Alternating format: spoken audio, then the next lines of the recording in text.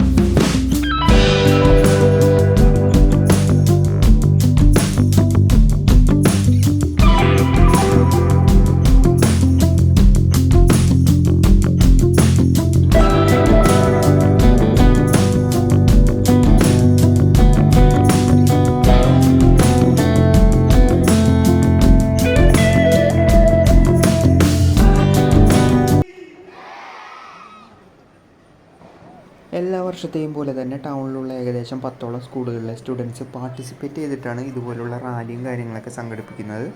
അപ്പോൾ നമ്മളിപ്പോൾ നിൽക്കുന്ന കോടതിയുടെ മുകളിലത്തെ നിലയിലാണ്.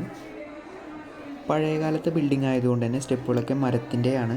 അതുപോലെ തന്നെ ഇവിടെ നിന്ന് ഏത് ആംഗിളിൽ നോക്കിക്കഴിഞ്ഞാലും നമുക്ക് ആ ഗ്രൗണ്ടിലേക്ക് കാണാൻ സാധിക്കും. ഏതാണ്ട് 128 വർഷങ്ങൾക്ക് മുമ്പ്, അതായത് 1875 മഹാരാജാവായിരുന്ന രാമവർമ്മ ആയില്യം തിരുനാളാണ് ഈ കോടതി സ്ഥാപിച്ചിട്ടുള്ളത്.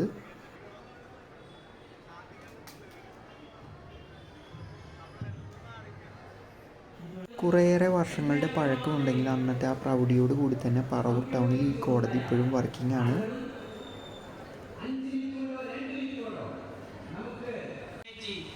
ഇക്വാലിറ്റി, ലിബർട്ടി, ഈ വാചകങ്ങളൊക്കെ നമ്മൾ സംയോജിപ്പിച്ചുകൊണ്ട് ഇന്ത്യ എന്ന് പറയുന്നതിൻ്റെ സ്വാതന്ത്ര്യത്തെ ഒരു കേവല രാഷ്ട്രീയ കൈമാറ്റത്തിലുപരി ഒരു മഹത്തായ പാരമ്പര്യമായ, ഒരു മഹത്തായ സങ്കല്പമായ രാജ്യമായിട്ട് നമ്മൾ മുന്നോട്ട് കൊണ്ടുപോകാൻ വേണ്ടിയിട്ടാണ്.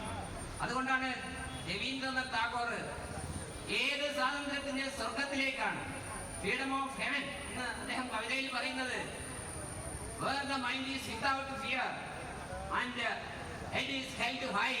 നമ്മുടെ ഭരണഘടനാ മൂല്യങ്ങൾ, അതിൻ്റെ എല്ലാം അന്തസത്ത എന്താണ് എന്നുകൂടി അറിയാം. നിങ്ങൾ ഒരുപക്ഷെ നല്ല ഡോക്ടർമാരാകാം, ഭാവിയിൽ നല്ല എഞ്ചിനീയർമാരാകാം, നല്ല അധ്യാപകരാകാം, നല്ല അഭിഭാഷകരാകാം, നല്ല മാനേജർമാരാകാം, നല്ല ബിസിനസ്സുകാരാകാം. ജീവിതത്തിൻ്റെ ഏത് മേഖലയിൽ ചെന്നാലും നമ്മുടെ ചുറ്റുപാടുകളെ നോക്കിക്കാണാൻ, രാജ്യത്തിൻ്റെ പാരമ്പര്യത്തെക്കുറിച്ച്, നമ്മുടെ മൂല്യങ്ങളെക്കുറിച്ച് നിങ്ങൾ ഉള്ളിൽ ബോധമുള്ളവരാ. അതുപോലെ തന്നെ SSLC +2 പരീക്ഷയിൽ ഈ താലൂക്കിലെ ഏറ്റവും കൂടുതൽ മാർക്ക് വാങ്ങിയ സ്റ്റുഡൻസിനും സ്കൂളിനുമുള്ള അവാർഡുകളൊക്കെയാണ് ഈ കൊടുത്തിട്ടുള്ളത്.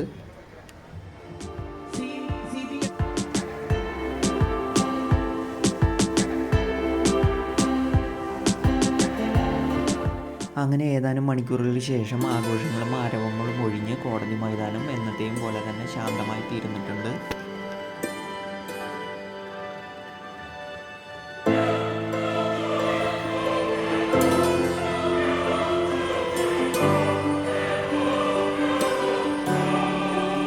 ഫ്രണ്ട്സ്, അപ്പോൾ ഈ കാണുന്നതാണ് കോടതിയുടെ പ്രധാന മുൻഭാഗത്തെത്താനുള്ള വഴി. ഇതിപ്പോൾ ചെറിയ മെയിൻ്റെയിൻ വർക്കും കാര്യങ്ങളൊക്കെ ഉള്ളതാണ്. അപ്പോൾ ഈ കോടതിയുടെ മുൻഭാഗത്തുള്ള മൈതാനത്ത് വെച്ചിട്ടാണ് എല്ലാവിധ ആഘോഷങ്ങളും നടത്താറുള്ളത്. എല്ലാവർക്കും സമാധാനത്തിൻ്റെയും സാഹോദര്യത്തിൻ്റെയും സ്വാതന്ത്ര്യ ദിനാശംസകൾ നേർന്നുകൊണ്ട് നിർത്തുന്നു. പുതിയൊരു വീഡിയോ ആയിട്ട് വീണ്ടും കാണാം. ബൈ.